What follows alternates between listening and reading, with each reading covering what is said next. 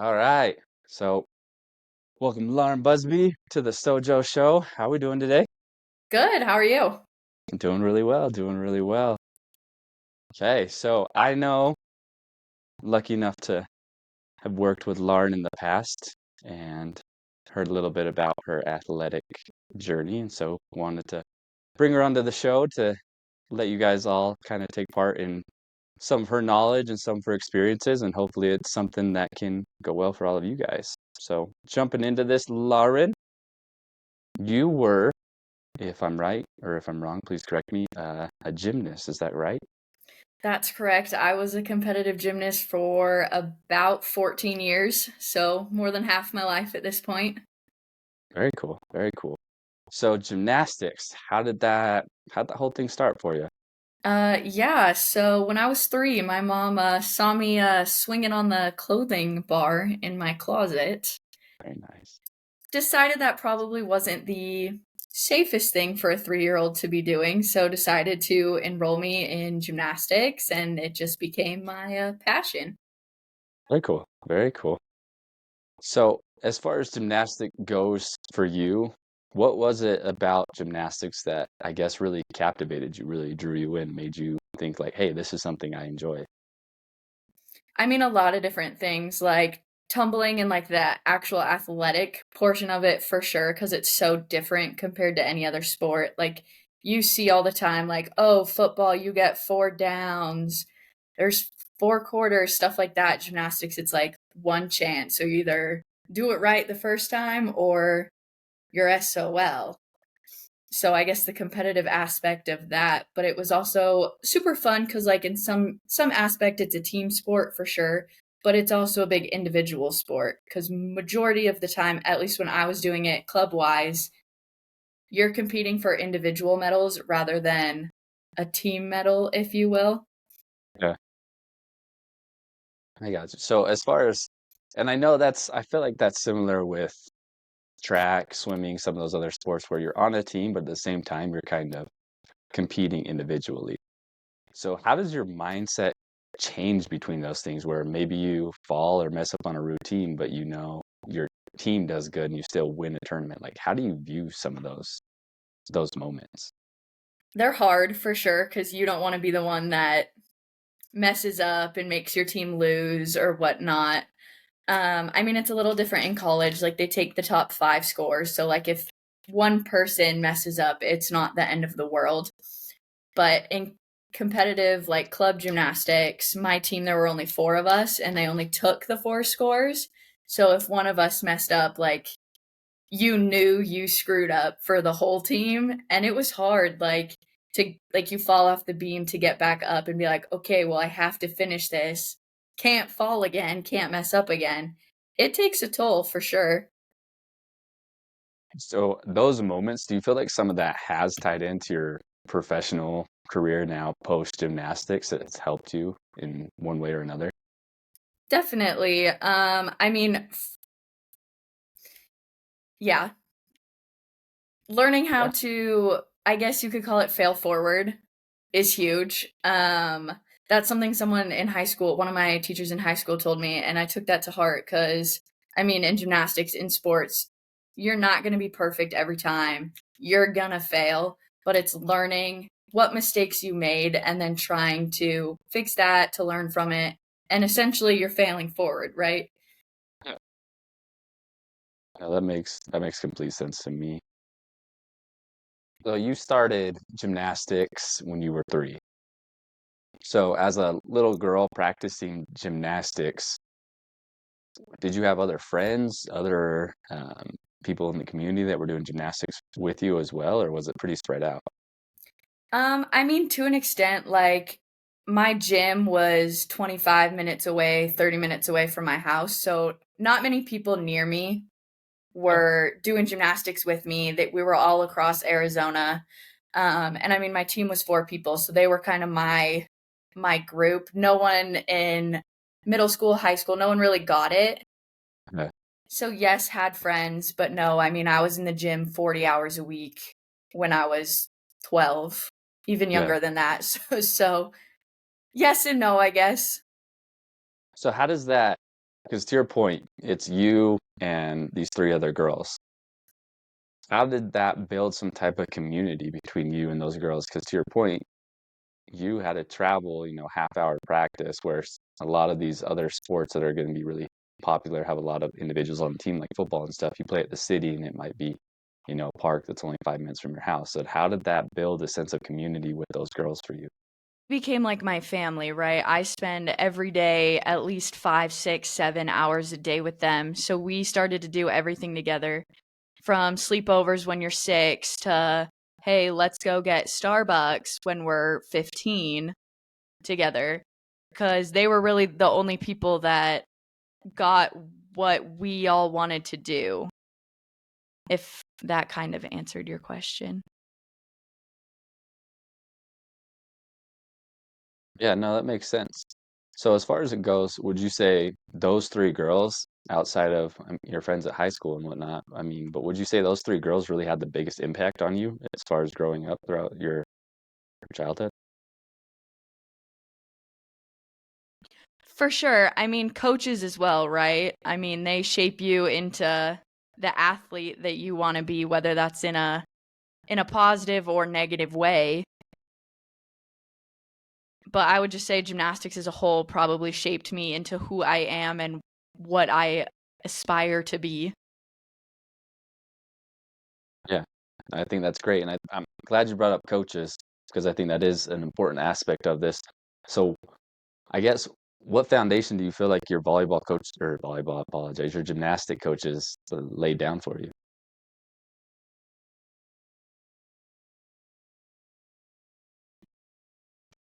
I have had several different gymnastics coaches like throughout the time I was in gymnastics. Some of them were rough. Their coaching mentality was let's degrade you until you're mad enough that you're gonna do whatever I tell you you're gonna do. I've had other coaches that try and be your best friend and are super positive towards you, but to some extent it's hard to decide which coaching style makes you more successful. For me personally, my coaches that degrade you, are mean to you, or whatever, are really trying to push you to be successful. I personally have had more success with that. However, mentally, not as stable as with coaches who are positive and really trying to support you both mentally and physically, if you will, in the gym and all that stuff. No, that makes sense. And I think that's something that you see now throughout athletics is you have coaching that's going to be really intense, in your face, yelling at you, kind of degrading you, and then you have others that are lifting you up. And I think there is that fine line that we're talking about when coaches are pushing you, but also, I think, building you up at the same time. So I know you said it's difficult to understand which coaching style was better for you, kind of looking at both sides versus, well, one's making you perform better in gymnastics, but the other one is also hurting you mentally and kind of pulling you down. Would you say coaches have a big effect on early burnout with athletes for either sticking with their sport or getting out of it?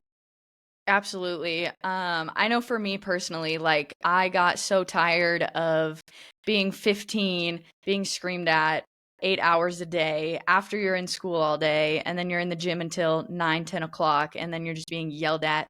Oh, your leg was bent. Oh, you fell? Go climb the rope 10 times. You're 10 minutes late, climb the rope 10 times. So it definitely gets exhausting. Yeah. Do you feel like those lessons that you learned from your coaches, is that something that benefited you in life, or do you just feel like that was something that, you harbored resentment and anger towards them? I mean, I think it's something that's definitely benefited me, right? To some extent, right? Yeah. I It makes you want to be perfect at everything you do and not want to mess up, which is great, but then you're a lot harder on yourself on everything you do. Yeah. No, that makes sense as far as kind of looking at it at a rational point of view. Yeah. So so being in the gym that many hours a week, 40 hours, do you feel like that was excessive? Do you feel like that's not needed to be a competitive gymnast, or do you absolutely believe that that's the only way to kind of go at it? I mean, I think a lot of it depends on what your goals are, what you're trying to do. Like if you're trying to be a college or Olympic gymnast, then it's probably 100% necessary to build up like the muscles, get the skills and everything that's required to be at that level. Um if you're doing it just for fun, then I don't think it's needs to be that intense, right? We're here to have fun, like we're kids. Okay, so with that, just trying to understand this a little bit better as far as how it ties in. For example, I know little kids when they're playing rec football. I mean, they might practice an hour and a half, maybe 2 hours in a day, 5 days a week, let's say 10 hours. Do you think there's too much on a kid's shoulders to be practicing that much, though? Do you think there should be a limit or some type of stipulations in there? I guess, do you feel like you could be a kid when you were doing gymnastics, or when looking back at it, do you feel like you didn't have the childhood that maybe you should have or you could have had? I feel like there probably should be some stipulations around it. Like, I practiced Monday through Friday. As soon as I got off school, I was in the gym, and then we had practice on Saturdays in the morning. So, really, my only free time was late Saturday afternoon and then Sundays. So, I feel like maybe, oh, let's not practice on the weekend, or if we're practicing on the weekend, let's not practice on Monday or have a shorter practice or something to give kids the opportunity to be a kid and not constantly having the pressure of being perfect. Is that something? So, have you ever thought about going back and really coaching competitively back with gymnastics? Yeah, I've thought about it a lot. I mean, I started coaching gymnastics when I was 15. I was coaching our rec teams, so they still competed, just not at as a not as competitively as what I was doing at that time, and I absolutely loved it. It's so fun because I've seen so many different coaching styles that you start coaching with what worked for you and what didn't work for you. So like for me, it's finding that balance in between degrading them and supporting them and finding that happy line where you're still stern with them, but not to the point where they're going to go in the bathroom and cry for 20 minutes. Yeah. No, and how do you find that line? I know you say you see a lot of styles and stuff, but for you, as someone that wants to be in coaching more and give back and to the sport that you love, how do you find that balance, or who do you go to, or what sources do you use to really try to understand what's a good balance and how you should help these kids? Yeah, so my dad coached football growing up. So he was a or I guess when I was growing up, not when he was growing up. So he was a big person when I started coaching, figuring out, Dad, does this seem too aggressive? Is this too nice? Am I sugarcoating this too much? But something I found that has worked really well for all the kids that I've coached, whether they're 6 months old or 12 years old, is what we call supportive positive feedback. So SPF and DP, or directive practice. So SPF and DP. So tell them something they're doing really, really well, and then tell them, hey, let's try this instead. Hey, your leap was great, but your knees are bent. So let's try it again and see if you can keep your legs straight. Versus, wow, that sucked. Your legs were bent. Do it again. Yeah. And I definitely have heard that before. I've heard just different ways of it being said is kind of like the sandwich technique. You say Yeah. something nice, give the correction, and he closes with something nice. So, and I Yeah. get that, and it does make sense as far as being an athlete. What do you want to hear? And been around plenty of athletes know some people just want it frank, be told at them, and they're okay, let's go. But then you definitely have other athletes that that's going to make them shut down. It's going to totally change their character of play or whatever they're doing. And so that brings up a question. How do you go about teaching different athletes because you yourself, the style you like, you said the degrading part, not great, but it got you to perform your best, right? Was that the same for the other athletes on your team, or did you see some of them kind of shut down when those things came at them? A little bit of both. Some of them shut down. Some of them, it kind of fueled their fire. Um, I kind of forgot the question. I'm sorry. No, it's just how do you coach each athlete to their needs, I guess, and not just as a mass solution? Yeah, I mean, I think it's a lot of athlete coach communication, which I feel like when I was growing up wasn't a thing. It was Yeah. my coach's way or the highway, not let's figure out what works best for you and what's going to make you the most successful. It's I've been coaching for 40 plus years. I know what's best. So I think having that open relationship with your coach, being like, "Hey, you screaming at me 8 hours a day might not be the best way for me to be as successful as I could be. Sure, it fuels my fire, but now I mentally like think I suck, so let's find some kind of balance." You've ever feel like those thoughts or those feelings, like you said inside, you're like, man, I suck. Did any of that ever leave the gym and kind of come into your personal life where some of those attacks and things, did they ever become internalized to you? All the time. Yeah. Gymnastics is such a mental, I mean, it's a physical sport for sure. Mhm. Probably one of the hardest physically, but it is such a mental sport as well that if you're not mentally stable, no matter how physically successful you are not gonna you're not gonna go very far because it's a huge mental game. Like, I got in trouble one day and had to go climb the rope. My coaches was yelling at me as I was climbing this rope. I let go of it and fell from the roof onto the floor because they were screaming at me the whole time, and then yelled at me that I hit the floor because I let go because they were yelling at me. And then you go home and you're like, is this even worth it? Like, wow, I suck. I just fell from the roof of this building onto the floor. Yeah. No, and to your point, I really do believe it's a lot of mental aspect that goes into gymnastics. I mean, there's no way I'm doing a flip on a 4-inch bar uh, Beam. beam, going across that. But and to your point, maybe you can even talk to this a little bit. We saw in the past with Simone Biles, an elite gymnast at the top of, you'd say the best gymnast in the world, go to the Olympics and completely shut down and get the twisties. Was that something you ever experienced? Definitely. When I saw that happen, a lot of people around me were like, oh my gosh, how could she do that? Like, what in the world? That is just so unprofessional. And me understanding like the background behind gymnastics, the coaching style, the mental game, Yeah, I was like, good for her because she knows she's not okay, right?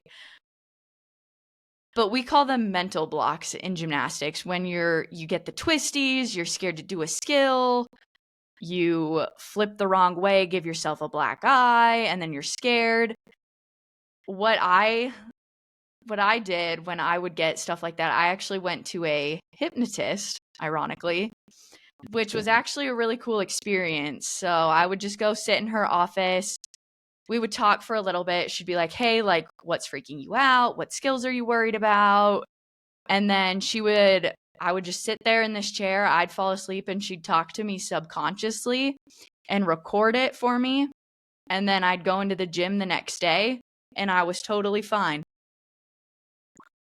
It's Wow, weird. that's A lot of people I've told that to, they're like, that there's no way that works. And then I yeah, have had like some of my other like girls I did gymnastics with, they went and tried it. Some of the girls I used to coach, they went and tried it and they're like, this is insane. Like, how does this work? yeah, So I started actually my hypnosis, whatever you want to yeah. call her. She would actually record our sessions for me. And then before practice or before a competition, I'd actually listen to them. So then the day of competition or practice, I was good to go, felt fine.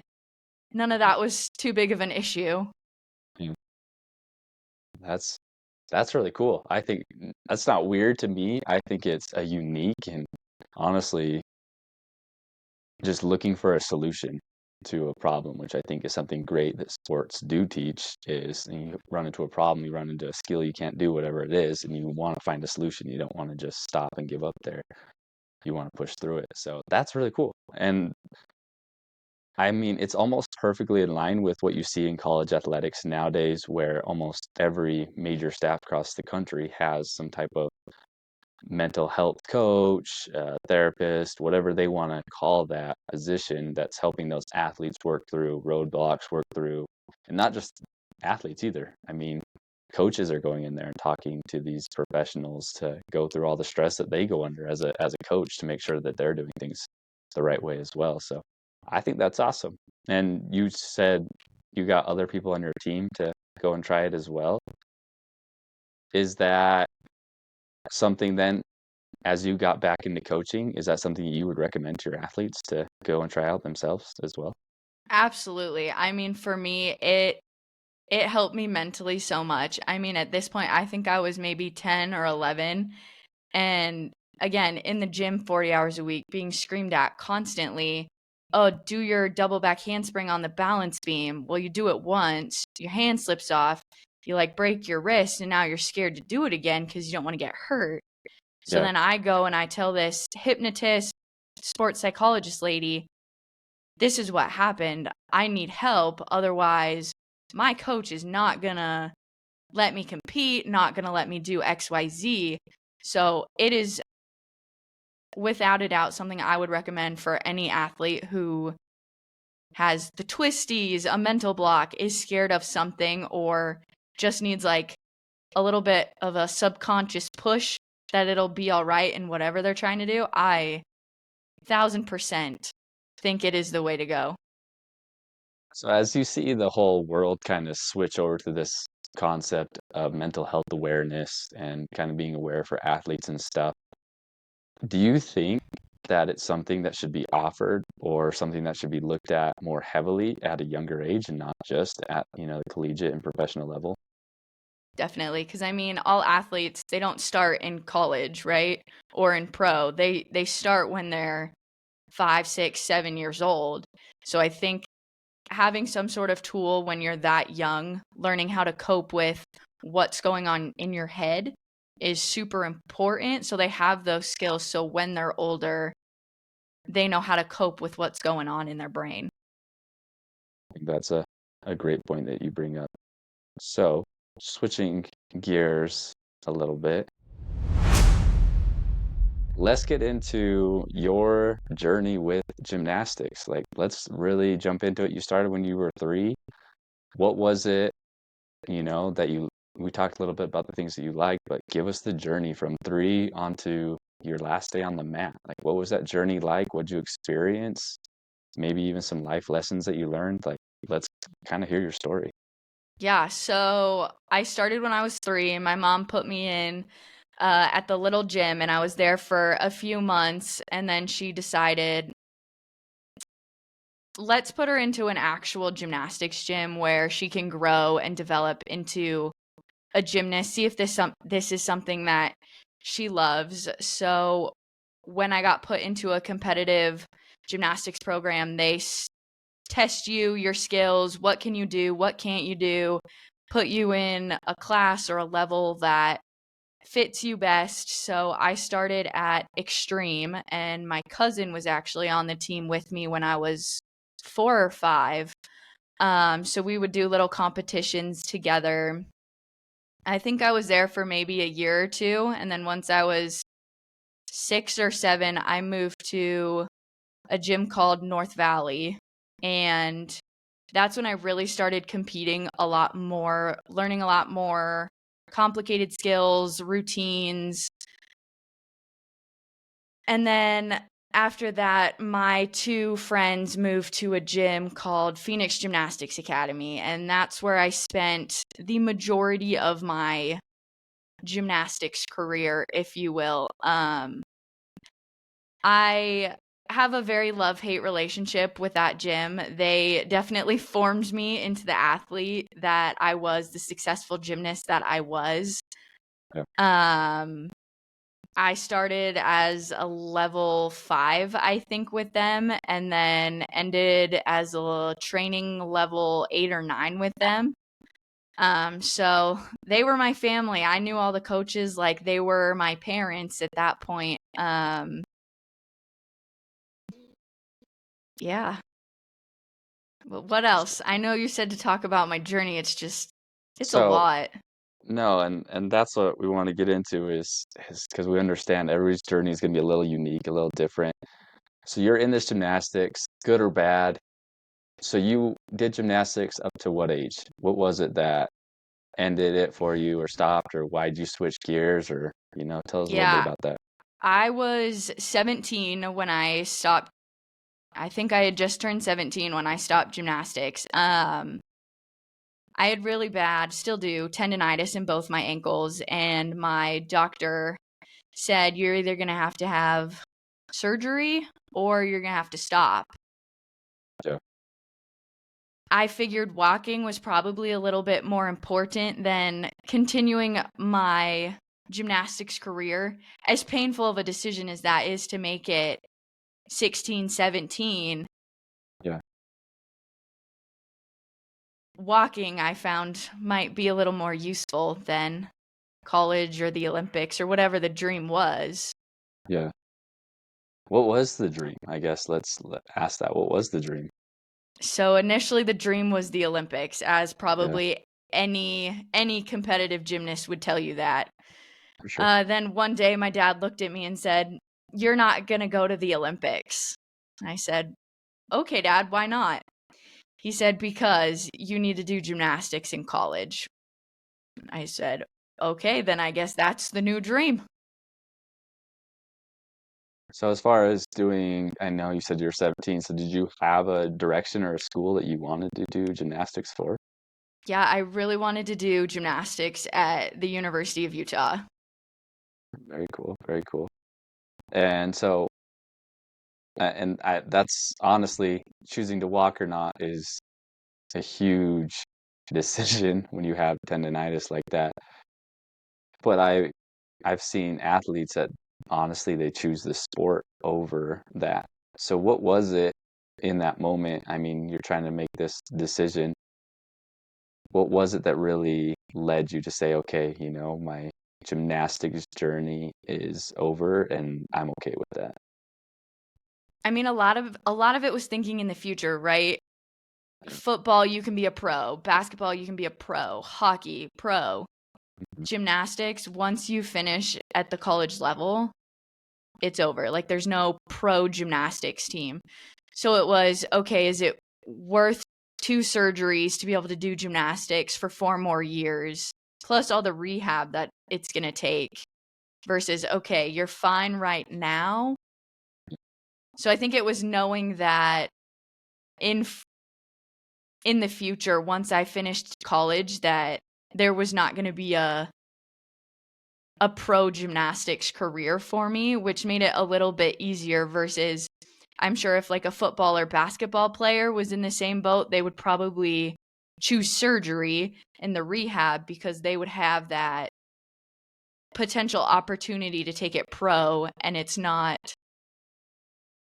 over for them versus as a gymnast it's kind of over for you once college is done. Yeah. And I mean, that's a good point. It's the same with, I think, a lot of those Olympic sports. You can practice them when you're young and whatnot, but then after that, there's not a real league or avenue that's set up outside of the Olympic Games for you to compete at. Yeah. So they have world championships and some certain things like that, but it's also not, heavily paid unless you're getting sponsorships and different things of that. So do you feel when you made that decision, do you feel like your gymnastics community was supportive of you, or do you feel like you were judged, or how did that go for you? My teammates definitely were super supportive. Some of them were also injured and kind of going through similar situations with ACLs and wrists and backs and all of that. Coaches were not as supportive. Got yelled at a few times.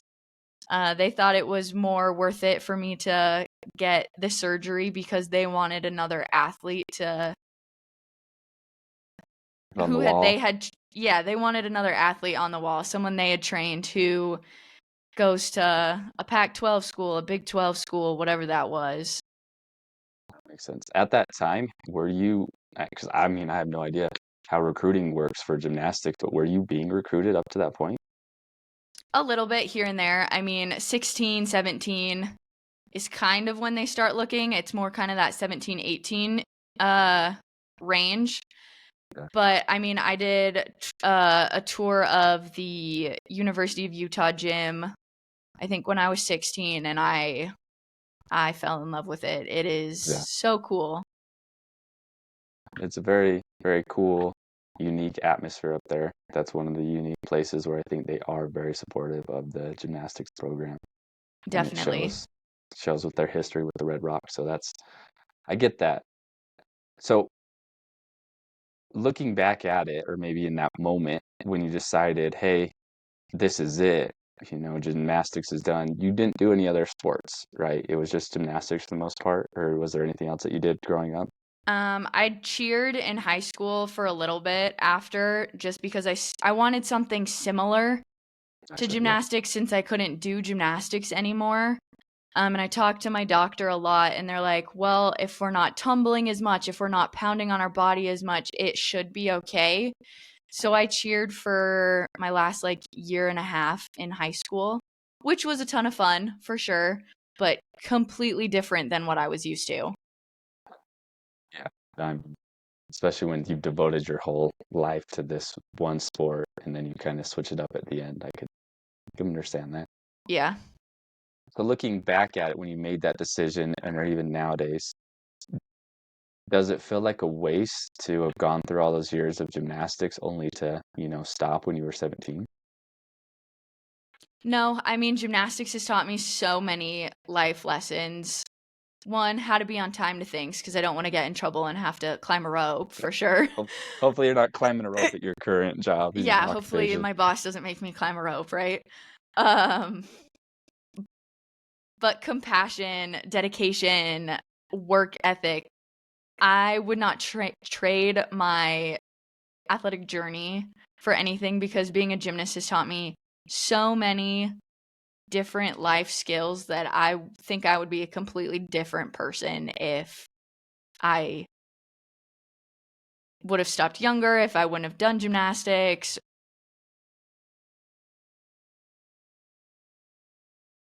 So knowing that, what would you say to somebody that's in that same position now? Like another gymnast that, might be 16, 17, 18, maybe even in college and they're contemplating, you know, stepping away. Like what would you say to them?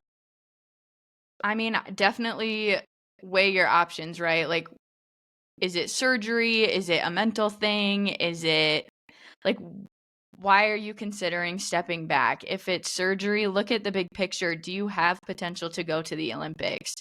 Can your body handle 4 more years of training until the next Olympics? Is it worth just doing college gymnastics and then being done after that? So I feel like there's a lot more factors that go into it. So it's really weighing those options, right? Like if you're not Olympic bound and it's college gymnastics for you, but you might have to have surgery, is the surgery and then the year of rehab going to be worth it for 4 more years, potentially damage your wrists, your knees, your ankles, whatever it is, more worth it for those 4 more years? Or do you Yeah. want to walk normal again? Yeah. And I would say looking at that, gymnastics definitely seems to have the earliest, I'd say, overturn, if that makes sense, of athletes. I feel like a lot of gymnasts hit their peak before they are even 30, and then it's just done. The career's over. You don't see a lot of gymnasts at the Olympic level that are still competing past 30. I mean, there's still going to be people competing and whatnot, but it seems like a very heavy turnover. You're getting girls to the Olympics that are 17, and then by the time they're 25, they're done. Do you Yeah, I think that mean, Yeah, go for it. No, go for it. Finish your I was question, just say, sorry. do you feel like that's because of such a heavy front load that gymnastic put on your body at such a young age?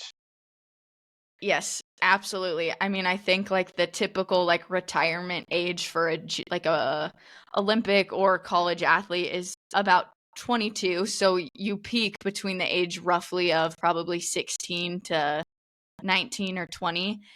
And it's because how physically demanding gymnastics is. Um, I mean, you're pounding your wrists, you're rolling your ankles every day, and at 20, I mean, I'm 25 now. At 25, if I tried to do that, I would probably break my leg. Uh, So, yes, to answer your question, yes, it is because gymnastics is such a physically demanding sport. So do you think if you could be in some type of committee or whatnot to put down legislation for, gymnastics training for younger athletes, if you were to put a restriction on maybe only 20 hours a week as a cap, they can exceed 20 hours of training a week. Do you think that would be a huge benefit to increase the longevity of gymnasts, and let these ladies, even guys, be competing into their later years and kind of keep their bodies from being so collapsed at such a young age? I mean, to an extent, I think it would help for sure with like the burnout and the turnover and whatnot. But those 20 hours a week are going to be a lot more aggressive Yeah, every time you're in the gym. It's going to take you a lot longer to progress in your sport, right? Because typically you're in each level for about a year, if not a little bit longer. So if you're only there 20 hours a week, learning new skills to get to the next level is just going to take a lot longer. So I think to some extent it's going to hinder the progress that you typically see right now. yeah. Um, but from a physical burnout, I think it would be beneficial for sure. You think that'd be beneficial? And to your point, I agree. If you're not, obviously, if you're not in there doing as much work and you don't have 40 hours, you're going to be, learning things at a lot slower pace. But do you think it'd be better to have, athletes that were 21 to 25 being more of the peak age going to the Olympics versus these younger girls that, are just recently knowing how to drive because the mental toll that it like puts on you to be under those stressful situations. Would it be better to kind of push that age just, I don't know, and help mental aspect of it?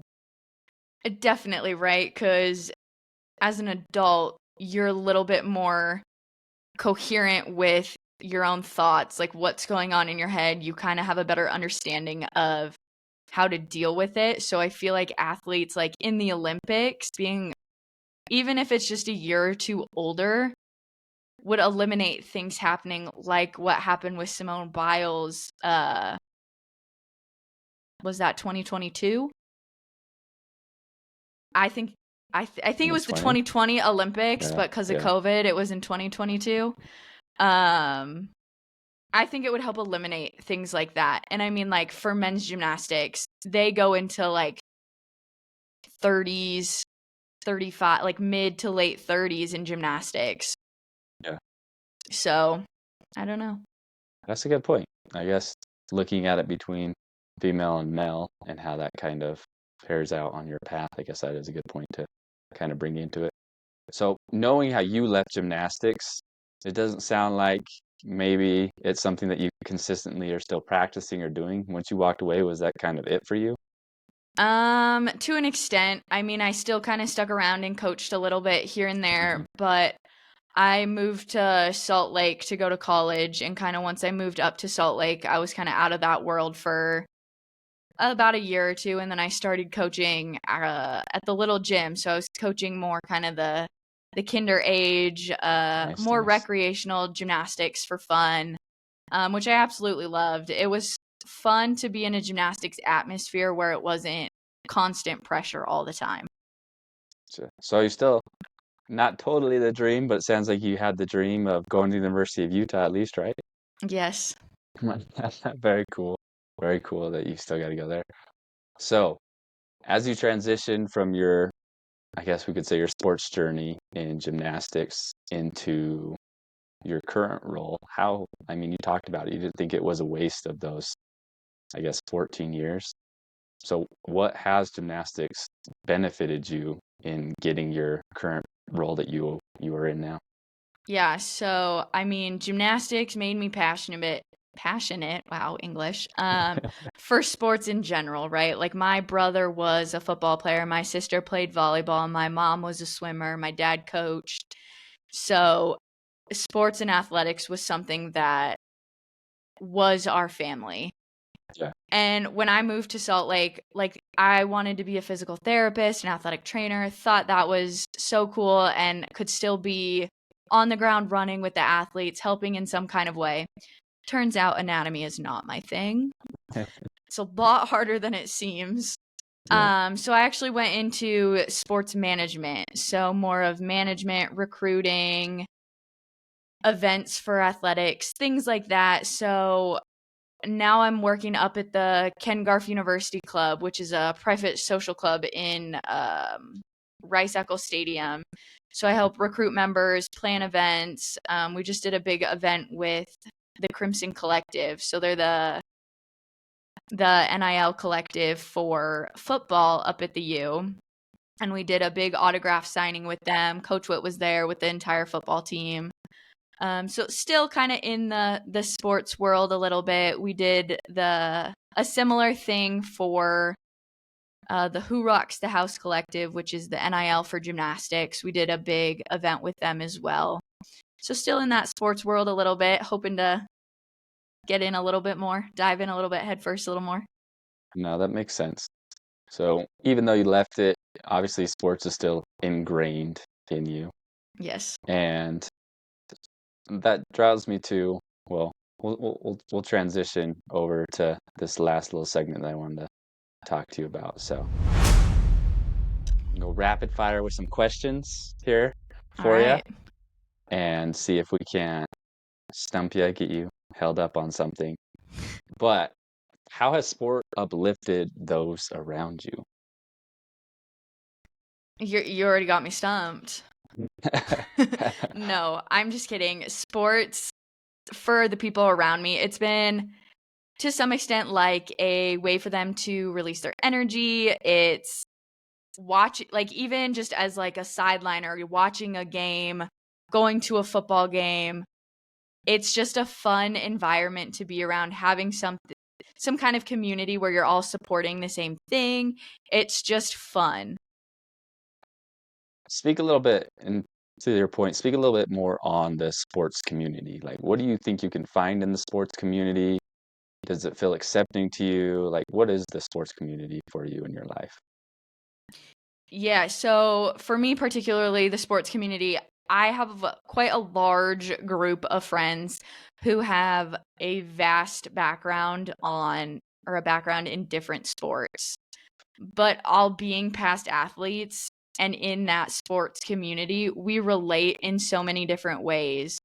Like one of my friends used to play on the Utah football team, but he had to retire because he had hip surgery.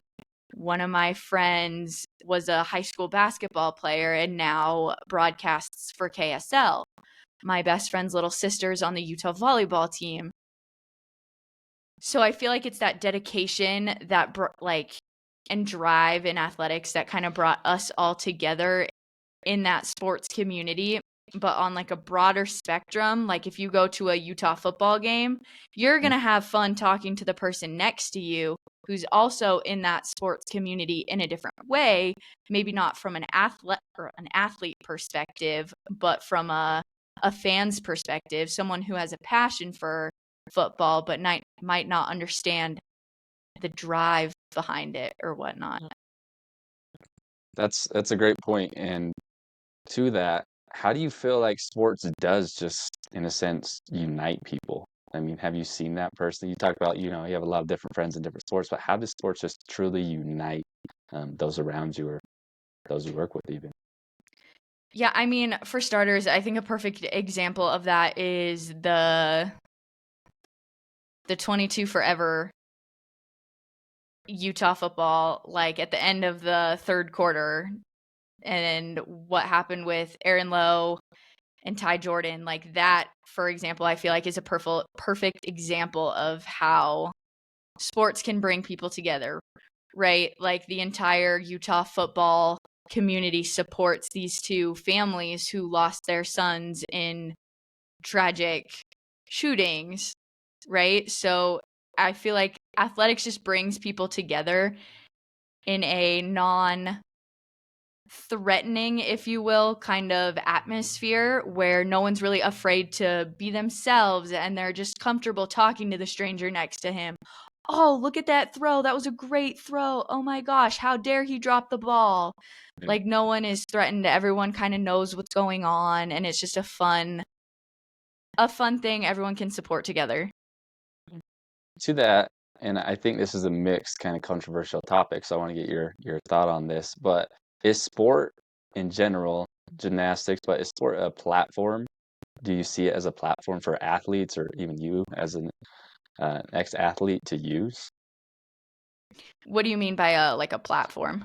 I mean, it could be a platform to, I guess, a platform for whatever it might be, situations on things you believe in, or, you know, um, a platform to discuss topics, or do you really feel like the confines of sport should just stick to sport, or is it a platform for those athletes or other individuals to like express themselves, to your point, to kind of be themselves and talk about things that maybe that they're going through? No, I think sport should expand more than just athletes, right? Because there's fans and they have a different perspective of football than the person playing, or a coach has a different perspective than an athlete. So I think, I mean, for gymnastics for sure, that it is definitely a platform, a stepping stone into more than just being in the gym 20, 40 hours a week. Yeah. Do you think do you think it's fair some of the stereotypes that are, labeled on athletes? Is there any stereotype you'd like to debunk possibly for, I don't know, gymnast or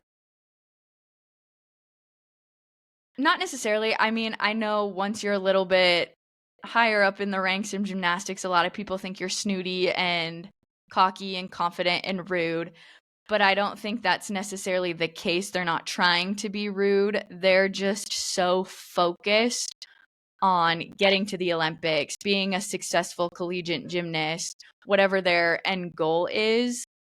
They're not trying to be rude to you. They're just so focused. That is their life, that is their job, that it's hard to pull your mind away from that. you bring up a good point that, I mean, these athletes, to your point, you're practicing 40 hours a week as a young kid, and that's a full-time job. That's, at that time, it's kind of your career path, what you're looking to do. So, if you could say one thing, and we'll jump to the gymnastics fans in particular, but if you could say one thing or teach the gymnastic fans one thing, what would it be To teach the fans. to teach them? Like, what would you say to them to make them understand something a little bit better? What is something maybe that you always hear fans yelling or saying, and you're just like, they don't understand? Like, what is it that you'd like fans to understand?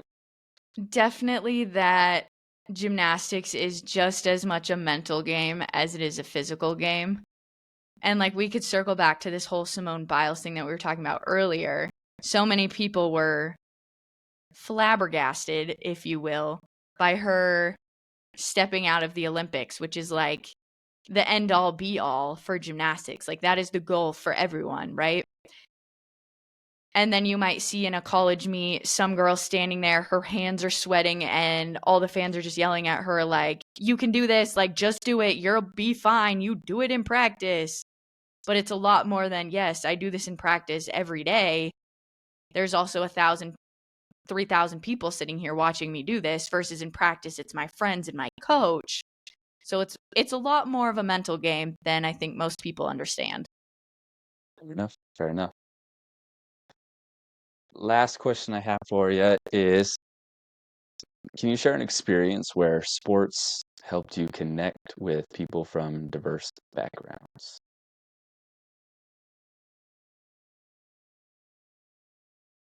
And Yeah, yeah, maybe. I gotta think about that one for a second.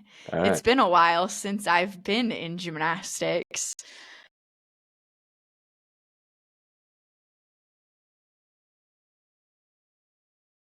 I mean, so I competed at 3 different gymnastics gyms, right? Yep. Some of those there were men and women teams, some was just women's teams and rec teams. But there was always a super diverse group, right? Like one of my best friends, she was African American and she was one of the best gymnasts on our team, and I got to go experience like what her daily life is, what her culture, routine, and whatnot is outside of the gym, and how different that is from what I do when I leave the gym. Like I go home, I take a shower and go to bed.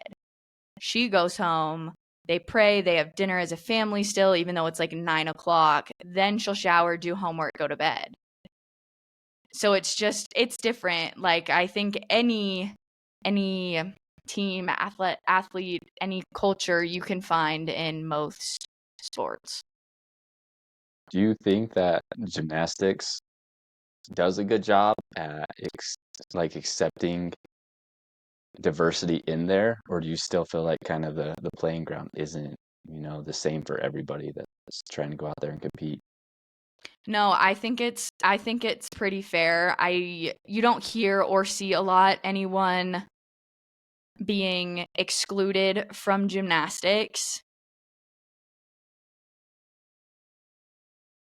And as far as that goes with, I mean, you're traveling to different meets, to different places as you're going out there. Do you feel like gymnastics was something that let you get out there and experience different cultures, different, diversities, different people, because you did get to travel, you did get to go out there versus just, going to school and just what's there is what's there.